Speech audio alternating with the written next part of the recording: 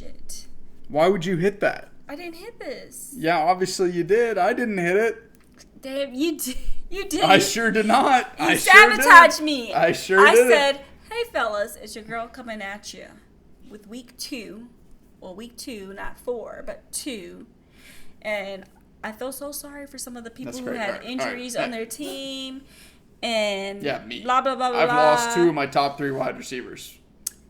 And we have 3 weeks to go, 4 weeks to go to the wedding. So we're so excited. We got a lot done today. We got our marriage license. We paid some bills. We tasted some alcohol. Right. Finalized our food. All right. Enough of this. Come on. All right. Fucking amateur hour here. All right. Hey, fellas, your commissioner here coming at you for a little week 2. Week 2 of NFL action. Start off here as we always do with a recap of the Arkansas game. I believe we won 28-6 or something like that against Kent State. Pretty dog shit game. Not really happy with the performance we put out there. I don't think the pit boss was happy with it either. Let me make sure I got that score correct. Yeah, 28-6. O-line, I think that's really the biggest problem is the offensive line. Just not very good. Not a lot of push, not a lot of drive. Sam Pittman's been here for 3 years now, right? Going into his 3rd season. Is that right, I think? And his whole thing was supposed to be offensive line, and still kind of waiting to see the fruits of those labors. Hasn't really happened yet, but, whatever. A win's a win. I mean, obviously, Kent State got embarrassed the week before, so it makes sense they would come out extremely motivated to play and play well, and they did. But, yeah, offense got to be a whole lot better for sure. So, let's go ahead here. Let's get into a preview, a recap. Golly, I'm telling you guys, I don't know what's going on. I got to reevaluate myself here, obviously, because I missed a matchup last week. I'm calling the recap, the preview. It's just unacceptable. It's unacceptable. I guess I got marriage on the brain, and I had a little bit of alcohol today too. So maybe that was it. So. Huh? Where? On his little bone. On the bone? Yeah. Or on the carpet? On the bone carpet. Clean it up. All right. You won't. All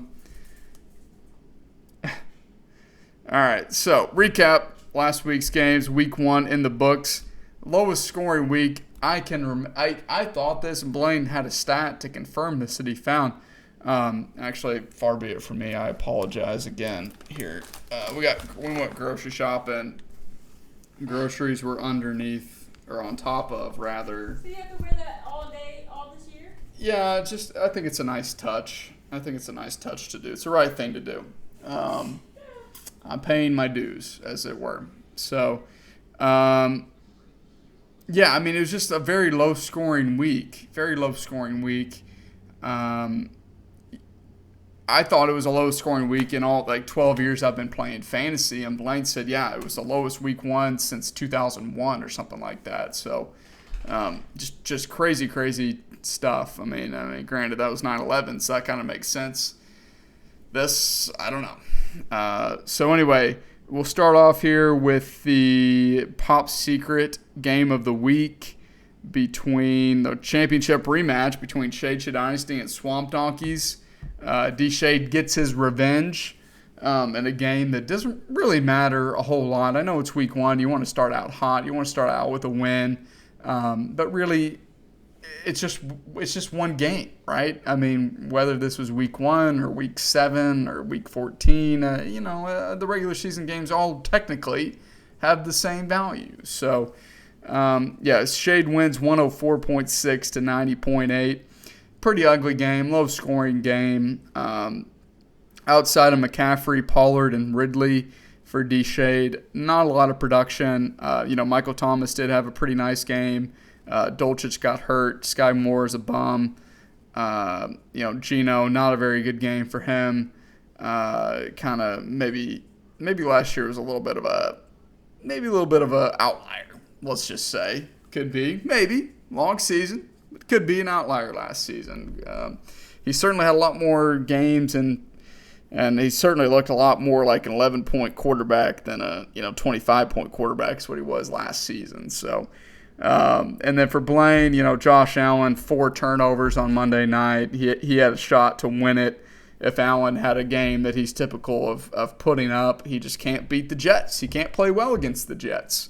What'd he say? Like, same shit, same city, different day, but same shit. So, Gibbs looked good in limited action, but it was limited action on Thursday night, of course. His wide receiver trio did very well. Mike Evans, Amon-Ra St. Brown, A.J. Brown, very good. That's obviously what was going to carry his team. But the running back room's not good. The flex is not good.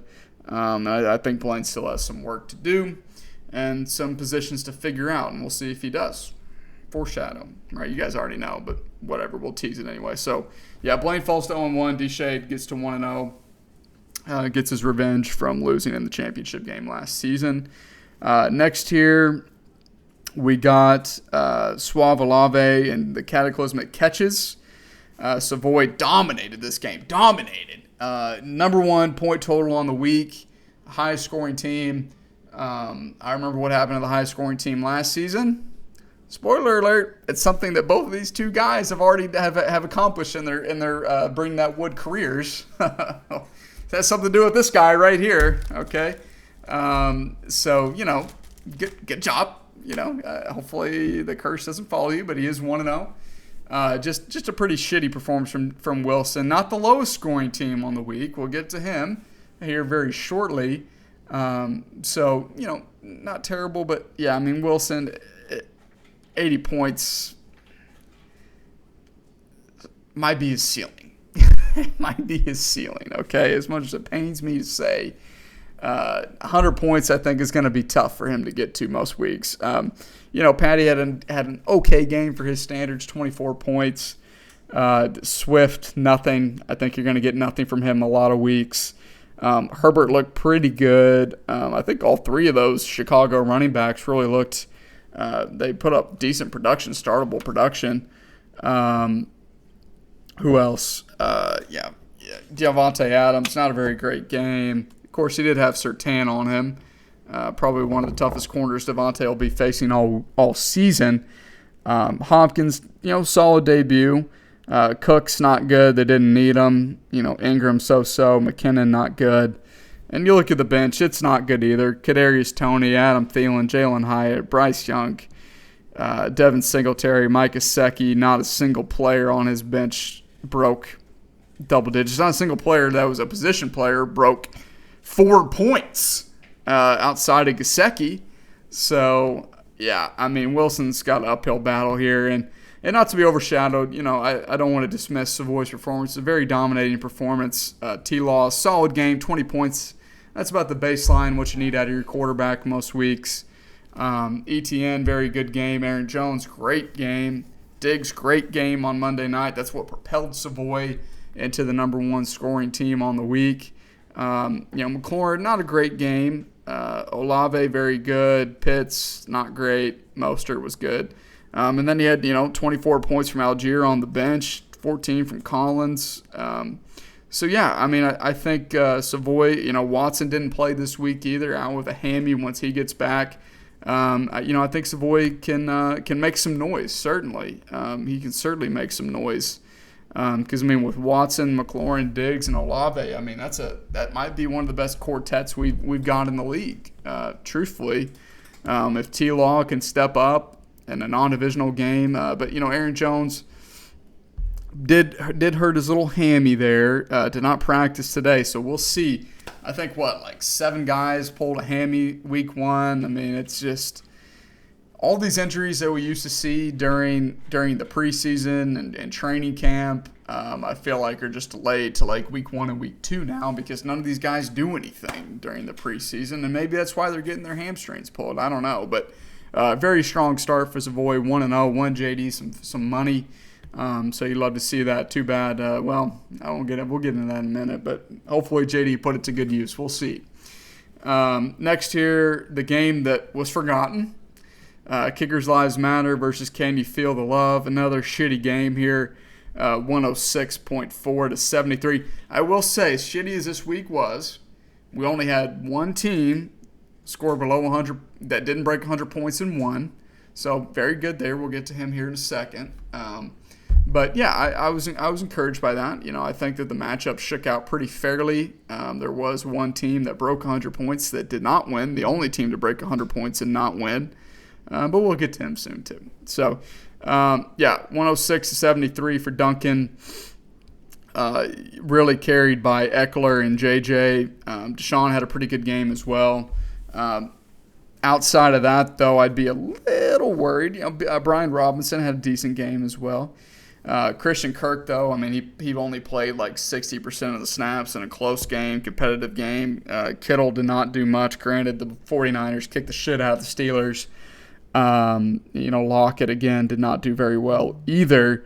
106 for Duncan, but he was carried by two monster performances from his running back and his wide receiver. And granted, those guys are more than capable of doing that week in, week out.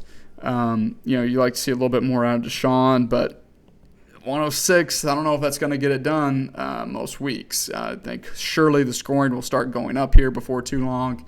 I would hope. The NFL has made all these rules to try to benefit offenses, and it seems like defenses just get better and better every year. I feel like last year was a low-scoring year. This year's a low-scoring year. So, and then for Rip, Hurts, obviously not a very good game from him. You got to think hopefully that's going to be his worst game of the year. Barkley just couldn't do anything. 40-0. It's tough to get much production out of that. A.J. Dillon, bum. Debo wasn't needed. Godwin's just so-so. Devontae Smith did have a good game. Goddard got goosed. Surely that's not going to happen again. And Deion Jackson, he's just a guy. He doesn't need to be played. But Breece Hall looks very good. He looked 100% healthy. So that's got to be encouraging for Rip. He needs that second RB. He'll slot him in because the rest of his bench surely is pretty dog shit. Roschon Johnson had a good game. Maybe he's legit. We'll see. So anyway, Duncan's 1-0, Rip's 0-1. Next year we got Doesn't Contribute and the Father Figures. Craig wins this one 124 to 72. Ford got 0 points out of his quarterback, right? Rodgers goes down, fourth play of the game, 0 points out of Rodgers. The only saving grace for him, I know it sucks to lose your only quarterback that you got on your roster, but, he did draft him in like the 13th round, 12th round, something like that, very, very late. So it's not like your top 5-round quarterback that you took is out for the season. It's not like your second-round wide receiver is probably never going to play football again. It's not like your second-round running back's probably not going to play for 2 months and then get traded to some team and then have to go through that transition period. So, say that to say, it could be worse. There's plenty of startable quarterbacks out there on the waiver wire. So, but Bijan looked very, very good in his debut. Outside of that, not a lot of bright spots for the father figures. And Smith and Jigba, very slow start. Juju's knee hasn't exploded yet, so that's encouraging. Marvin Mims barely played. Bigsby fell into the end zone to save his day. Van Jefferson got cucked by a guy named Tutu and a guy named Puka. So, tells you all you need to know about Van Jefferson, Josh. Not good. I don't see a lot of bright future ahead for him, to be quite honest. Now, the Deontay injury, Deontay's probably going to be out at least a month. Whatever. We'll get to that. So Pickens, maybe we'll see an uptick in production when they're not playing one of the probably top 3, top 2, top 1 defense in the league in the 49ers. So we'll see. And then Craig, very, very good week from him, 124. Fields, underwhelming, still almost got to 20 points. Jacobs didn't look great against a tough Denver defense. Ramondre didn't I mean, he had 25 yards rushing, and he still ended up with 15 points. So got a lot of dump offs. That's good. I mean, that's why you take him, right? Because you're hoping he gets those little dump offs like he had last year. That's what gave him value. DK Ayuk, obviously big performer for Craig this week. Monster game, 8 for 129 and 2 tutties. Jahan, solid game. Freiermuth, 1 catch, but it happened to be a touchdown, so saved his day. And then Zay Flowers. 5th round pick, seemed very, very early to take him, but 18.7 points looks like the guy. We'll see how that target share pans out when Mark Andrews is back, but certainly got to be encouraged by the start that he had. And Kyren Williams, he's got the number 1 running back there on the Rams. Jacoby had 2 tutties. Rashid got a tutty, looked very good. I think Craig's got a very, very solid team. Definitely a lot of wide receivers to work with. 3, I think, very solid running backs as well. So as long as none of them get hurt, knock on wood, of course, I think Craig is easily one of the top contenders in the league. So not a fraud yet. We'll see. There's still a long season left. So, but I like what I've seen from Craig early on. Next year, penultimate matchup, we got Horse Ass versus Razorback Revival, the rivalry game here. I come out on top 138 to 102. Feels good to beat Nick. We didn't wager on this game like we normally do in years past, even though those don't always get paid out. I feel like that's on me because I'm the one who's been losing, I feel like, most of the time. But yeah, very, very solid performance.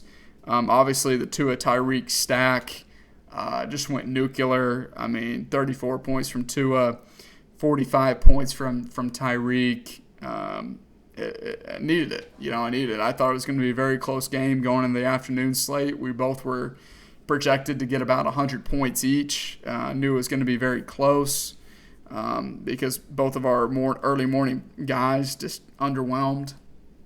Deontay, slow start, looked like he was finally about to get going. First drive of the third quarter, second half.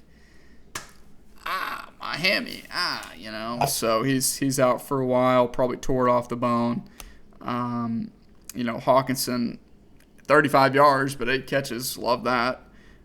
Akers salvaged his day with a touchdown in the afternoon. Madison got a receiving touchdown, otherwise didn't look very good either. Bench, okay. Dobbs got 2 touchdowns. Kenneth Gainwell looked good, ready to get called up into the starting lineup, but now he's hurt.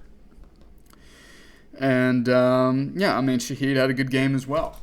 I remember not many people like that pick. Not many people like that Shaheed pick, but, whatever. He got 5 for 89 and a tutty. A lot better than a lot of the other dog shit teams did, I'll tell you that. So, and then for Nick, you hate that. You hate to see that for him, right? Aaron Rodgers goes down, and that really hurts Garrett Wilson's value because, he had Garrett Wilson last year, and whenever Zach Wilson was the starting quarterback, Garrett Wilson's production was about that, right? Compared to his potential. The touchdown he got to save his game, just what a fluke. What a fluke catch. He batted it to himself and happened to come down with it. If he can do that every week, God bless him, right? He might truly be the best wide receiver in the league if that's the case. Waddle was overshadowed, obviously, by Tyreek. But David Montgomery had a good game. Henry, for not playing much, had a good game. Of course, he did lose Dobbins to the Achilles as well. But he's got Pirine, who looks solid as another running back option. Woods looked pretty good too. Mooney, and then Andrews will be back, but that didn't really help him much. So, I think Nick's still got some work to do. It's not looking great, but I don't know that he's necessarily the worst team in the league either. With Andrews back, and even despite the Dobbins injury and the Rodgers injury, I think he can still make something happen with his team, certainly. So I know he's not gonna he's gonna try. I know that, little scamp. So, and then our final game here of the week, the dog shit team of the week. Throw up all over yourself. sleep apnea, snoring, CPAP machine needing team of the week. The McConkiners, 51 points. It's just pathetic. It makes me sick. It makes me sick seeing a score this low. It really does. It really does. I mean, 70s, that happens a few times a season.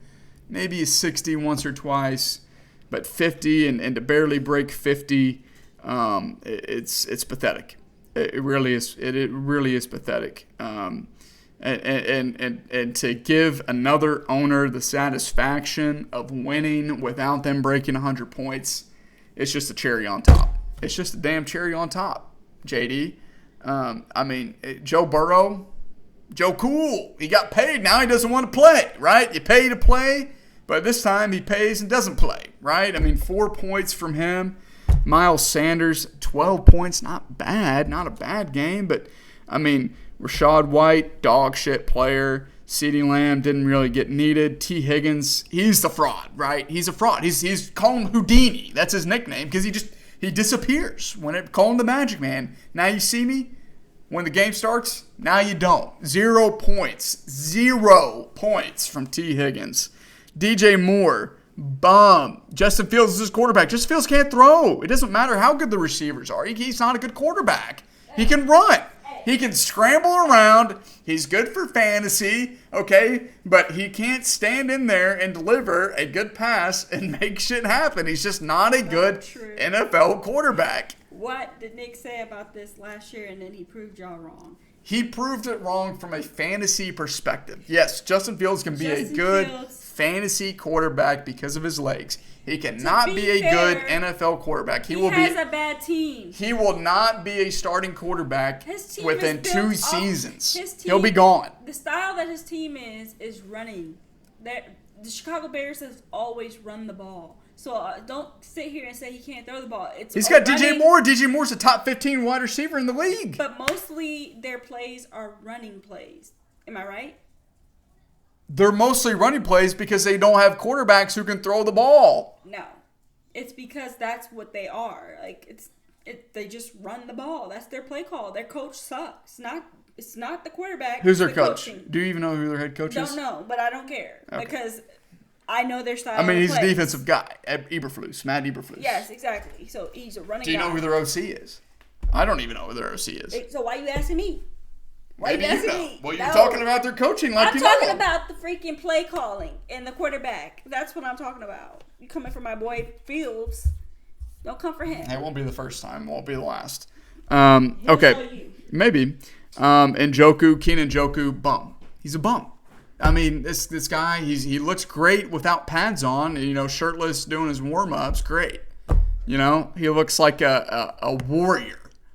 But he can't play football very well. Okay?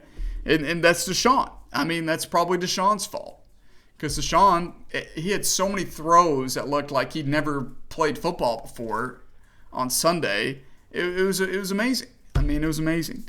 And Pierce, bum. The Texans' offense is garbage. They got a rookie quarterback. It's not very good. The offensive line is probably one of the worst in the league. So, yeah, 51 points. It's just pathetic. And you look at the bench, not a single player in double digits. Judy didn't play. Gabe Davis is just not a good NFL player. Rashad Penny in a healthy scratch. Rondale Moore, not good. Danny Dimes, garbage. Dante Foreman, garbage. Jeff Wilson, hurt. JD needs reinforcements. I just hope once we get to the waiver wire recap that he got some. I really do. Because if he didn't, yikes. That's all I got to say. Yikes. Right?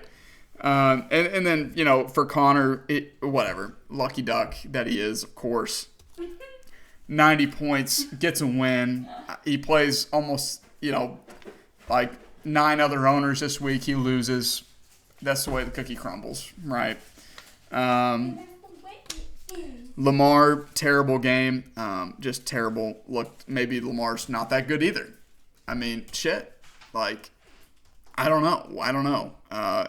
Nick Chubb was good. James Cook was okay. Jamar not good. Keenan okay. Drake London, 0 points. Atlanta Falcons. Who could have seen that coming?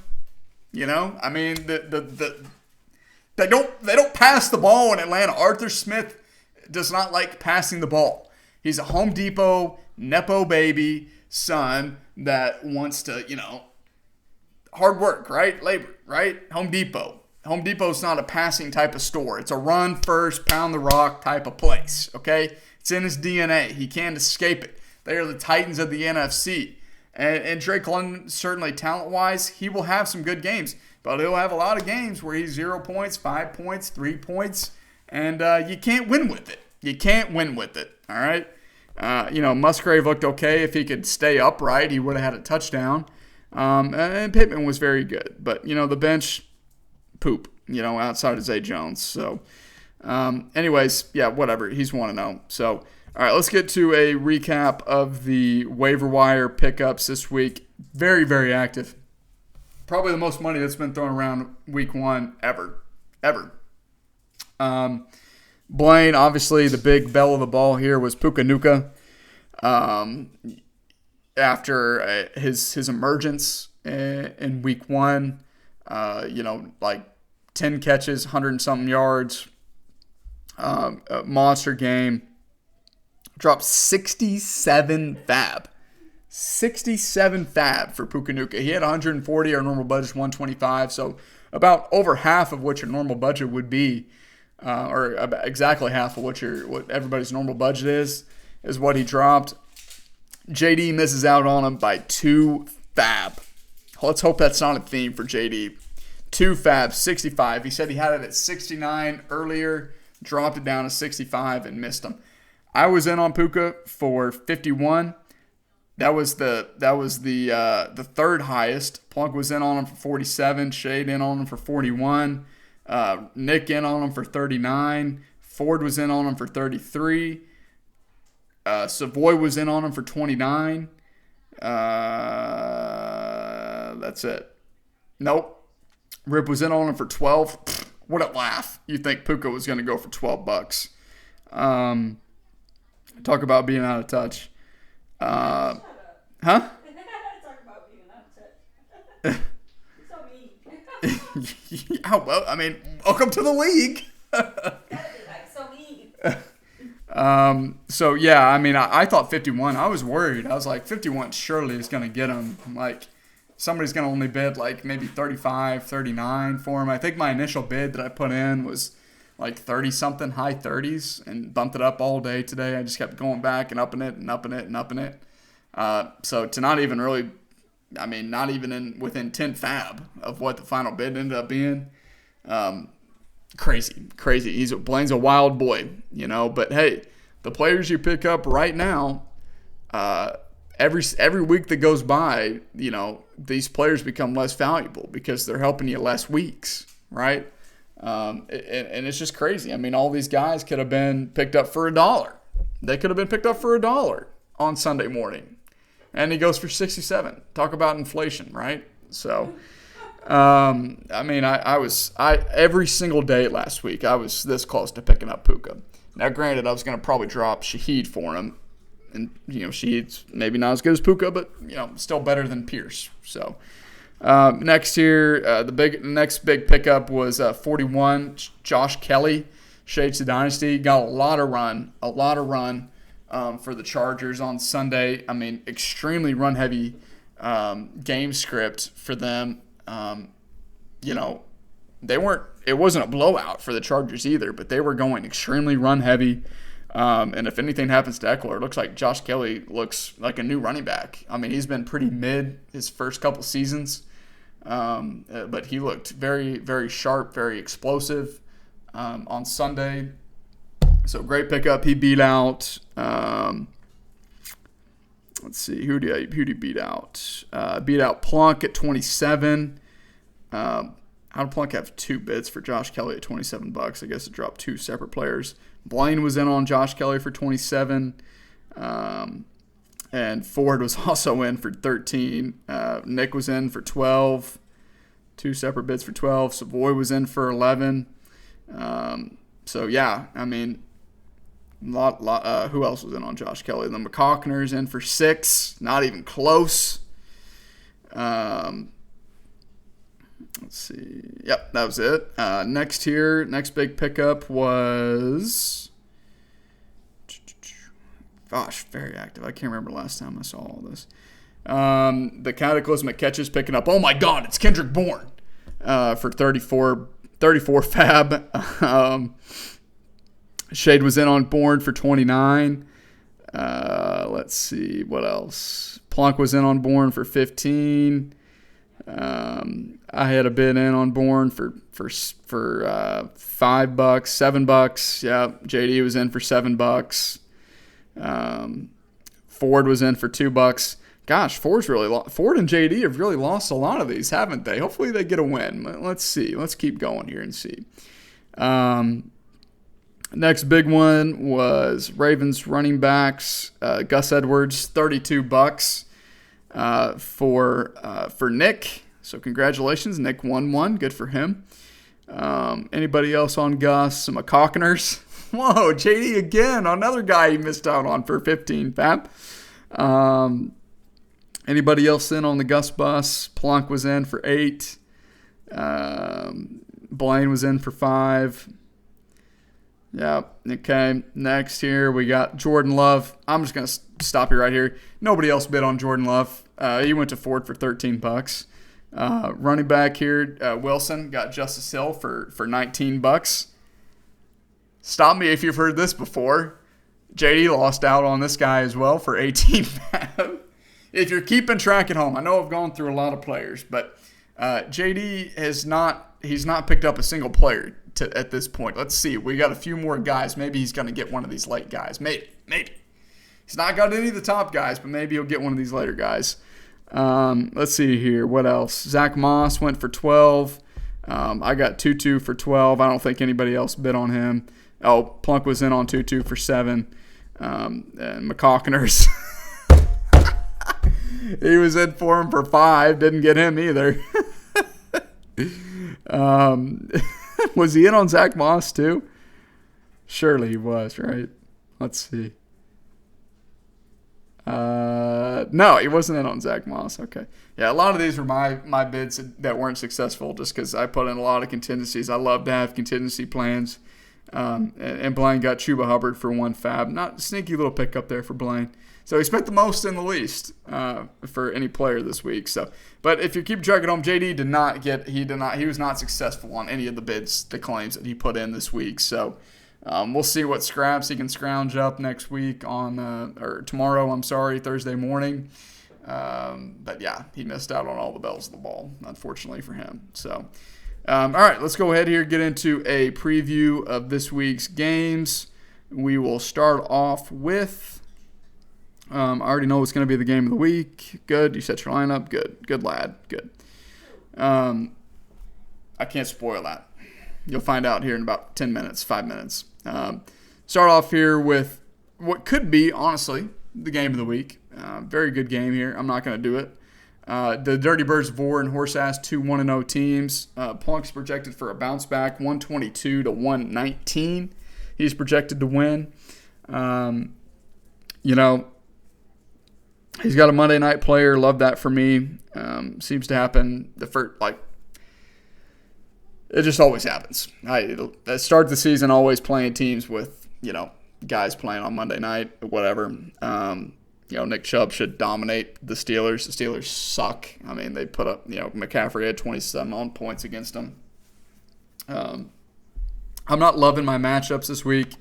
I really wanted to throw Gainwell in there, but looks like he is going to be out. So thanks a lot for Thursday night games. Of course, D-Shade had to be a victim of this, last week with Kelsey not playing.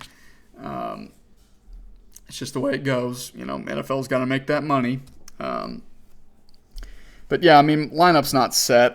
I don't know if I've got the balls to put in Tutu over Scantling or Rashid, I'm sorry. So I'm a little unsure about the flex and about the third wide receiver. We'll see. I think it should be a good bounce back game, though, for Connor. I think he easily breaks 100 with the matchups that he is facing. So yeah, I don't know. I don't feel great about it. I mean, like I said, my team was not looking good. It was not doing good until the Dolphins-Chargers game, and that's really what kind of inflated my scores this week because a lot of my guys they weren't playing very well. So I think I'm gonna go with Plunk in this one. I'm gonna go with Plunk. Next here, another very close projected game. 2 0-1 teams need this game. Both of these teams need this game bad. Can you feel the love? And the Swamp Donkeys. Rip is projected to win 122-120. He's got three Thursday night players. I mean, Rip's heavily invested in that Eagles offense, and they did not look great against the Patriots, but it was the Patriots. The Vikings, they lost to the Bucks. They made Baker Mayfield look like a legitimate starting quarterback in the NFL, which he is not. So they made Baker look good. What do you think they're going to do with Jalen Hurts, who's actually a good quarterback, right? So I think, Josh Allen should have a bounce-back game as well. And Blaine does have A.J. Brown, so some of those points that Jalen scores is going to be taken away from him and directed towards A.J. But yeah, I mean, his quartet now. A.J. Brown, St. Brown, Evans, and Puka. Golly, that could be deadly. Blaine could right the ship here. Going with the rookie and Kincaid too. Well, I think I'm going to go with Rip. Have a bounce back week. Next here, father figures in the cataclysmic catches. 2 Bella Vista Bandits squaring off against each other. Not the true Bella Vista Bandits. Of course, that's Craig and Wilson. But, Ford's an honorary volunteer bandit. Volunteer firefighter.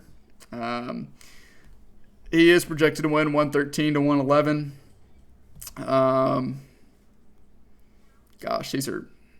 These might be 2 of the worst teams in the league. These might be. They really might be.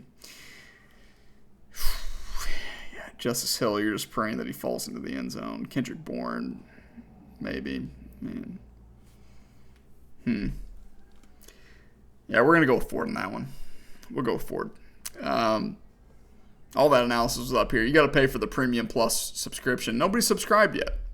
So, if you want that, whenever I'm just looking and kind of lost in thought, that all that monologue and analysis can be available to you if you like and subscribe for the Premium Plus package. So, like and subscribe. Next here, we got Shade Dynasty and Kickers Lives Matter. Shade blowout projected to be 130-119. Well, I guess it's only 10 points, but biggest line of the no, it's not. Get to that. Yeah, I mean, D-Shade, he's got an okay team, right? I mean, it's fine, right? I mean, McCaffrey's good, Pollard's good. We'll see if Ridley can repeat. Mike Williams already got dinged up early, but Kelsey should be back as well. He's rolling the dice on Addison. A little risky, but honestly, he doesn't have many other options. And for Duncan, I don't know. I'm not in love with this team, but should be no, yeah. We'll go with Shade. If this was a little bit closer of a line, I think I would take Shade to cover. I kind of like the under in this game, to be honest. 130-120. That seems a little high for me. 250. I think Duncan's total's a little high. Shade's is maybe a little high as well. So yeah, I'd go the under in D Shade if you're gambling. So nobody's going to take these picks. I'm probably not even going to take the pick, but it is what it is. And then our penultimate matchup here, you got the McCockners versus Razorback Revival. This is the biggest line of the week. JD's projected to win 119-100. As bad as Nick's team is, JD's team is not 19 points better. I think it's pretty disrespectful to Nick to have that kind of line on this game. I don't know how you can project a team that scored 50 points with literally 0 changes to their starting lineup. Outside of swapping a running back in the flex, which is just, administrative. clerical change. To have him be projected for 120 points, I just don't see it. I don't see it. So I think Nick covers. I think Nick maybe wins outright. Even I'm gonna say Nick wins outright. His 5.6 points from Edwards I think is extremely low. I think Gus Bus is gonna be the starting running back. The Bengals just got eviscerated on the ground by Nick Chubb. So why can't Gus do that to them as well? I think Henry, should be. Hey. Should be good. Montgomery, Seattle got carved up by Kyren Williams, So, Waddle should hopefully have a bounce back game. Garrett Wilson, we'll see. Eli Moore. So Nick doesn't have Andrews in his lineup yet. If Andrews should play, right? Andrews should be back. And that boosts Nick's total by about 9 points. So now it's only about a 10-point spread. I still think Nick probably covers that. Really what I'd like to see there, I think the team total under for JD, until you can score over 100 points, why would I trust you to score 120, right? So we're going to go with Nick in that one.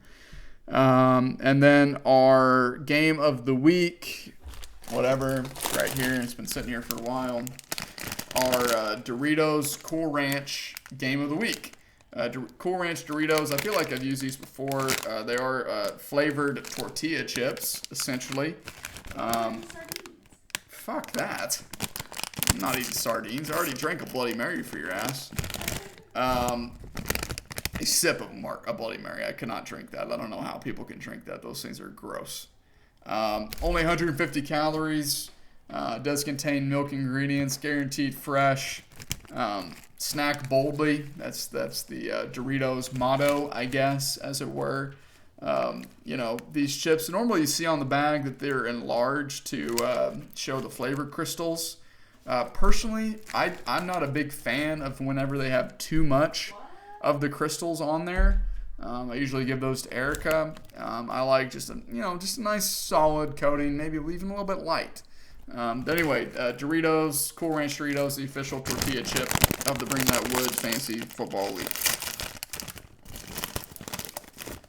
Cheers. See, this is a good one. See, most people wouldn't like this. There's like hardly any flavor on this, but, come on. Look at this shit. Obviously I don't like flavor. Look at me. Yeah. Alright, this is a long video. This is the first real video of the year. We're getting going. So, that is Suave Olave and Doesn't Contribute. Two teams, I'm pretty sure, who hate being the game of the week because they probably never perform in the game of the week. Hey, performance issues happens to all of us. All right, guys, it's okay to talk about it, right? Savoy is projected to win 121-114. Battle of the quarterback, you got T-Law versus Justin Fields. I can't go on the rant that I went about Justin Fields and pick him as a better quarterback. T-Law, boom, money. Kansas City defense made Jared Goff look like a decent quarterback, right? So T-Law is way better than Goff. We're going to go T-Law. Battle of the running backs, you got Travis Etienne and Aaron Jones, maybe, versus Josh Jacobs and Ramondre Stevenson. Obviously, the Bills defense got gashed by a guy who's coming off a torn ACL. He had 6 carries for 157 yards. are you kidding me? So it should be a get-right game for Jacobs. And I like Ramondre. The Chargers got gashed, or the Dolphins got gashed on the ground too by the Chargers. So we're gonna go with Craig in that one, just because I don't think that Jones might not play. He might not play this week. So and his Craig or Savoy's replacements, Tyler Algier, Raheem Mostert. Good luck. So I know your running back said good last week, Savoy. I still don't believe in him. Battle of the wide receiver, you got Diggs, Olave, Christian Watson, maybe, versus DK Metcalf, Brandon Ayuk, and Zay Flowers. I think this is close. I think these are two very... oh boy, Watson didn't practice again on Wednesday. Hate that. So Craig, that's the edge. That's all the edge I need to see right there, Craig.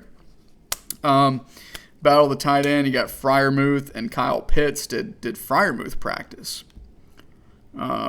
He may be limited to begin, but optimistic about the health. Yeah, maybe. But, it's Kyle Pitts. So I'm going to push that one to be nice. We'll push that matchup. And then Battle of the Flex, you got Scary Terry versus Jahan Dotson, two Washington R-Words wide receivers. Terry's a better player, but he probably will have PS2 on him. Versus Dotson could be able to get loose there a little bit, like a la Jacoby Myers last week, right? 2 tutties. And Devontae, solid game, but not Jacoby Myers' game, right? So we're going to go with Jahan in that one as things stands. Because probably what's going to happen is Terry's going to be moved up to the wide receiver 3, and then it's going to be a guy like Nico Collins or, Raheem Mostert or something like that who gets thrown into the flex. So overall, I think, I like Savoy's quarterback advantage, but everything else I got to kind of give the edge to Craig. So we're going to go with Craig to win this one. So anyway, that's all I got this week, fellas. Hogs are playing a BYU night game on Saturday, Karen's birthday. So if you have her message or have her number, you want to send her a happy birthday shout out, I'm sure she'd appreciate it. I think a lot of you guys are maybe going to the game, is what I heard, eavesdropping during draft week. So appreciate the invite as always to that. And but I'm sure you guys have a great time. We have whatever. We have too much stuff going on with the wedding anyway, so I wouldn't even want to go. So silly. We've already been to a game, right? Little Rock, fun. So anyways, that's all I got this week, fellas. Good luck. Hopefully the injuries stay away from us all in week 2. Stay safe out there, and as always, woo pig.